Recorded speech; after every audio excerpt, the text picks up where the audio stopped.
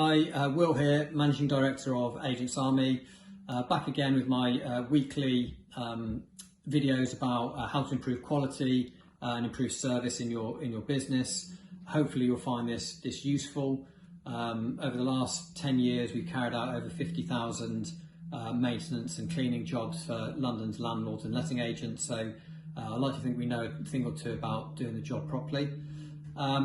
So in the last video I talked about benchmarking. So this is how you set out the standards that you're going to be working towards and ensure that everybody in the company knows what they are and everybody is working towards the same goal. So we talked about using SLAs, service level agreements, in order to ensure that everybody has it in black and white as to what's expected from them.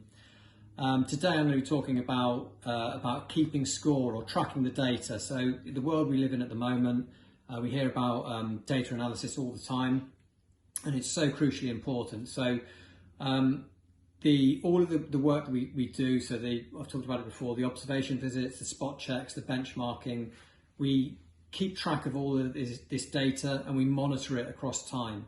So we used to do it in Excel, but we now use an app that we actually paid for, some software that we paid for, which is much better than Excel, but Excel will certainly do when you're first starting out. And it just allows you to keep track of the trends of what's happening over time, specifically as it pertains to your quality. So if you're doing spot checks, you give somebody a score and you monitor their scores as time goes by. And that allows you to see on a company level whether your standards, whether your quality is getting better or worse, and on an individual level whether individuals are getting better or getting worse.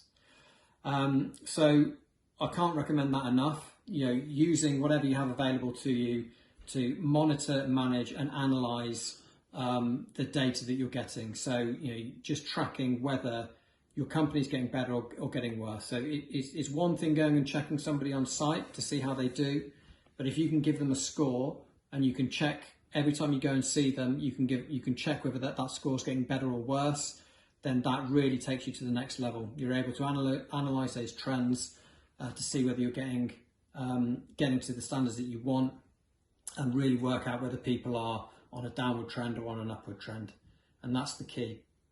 So that's all about keeping score. Can't recommend it enough.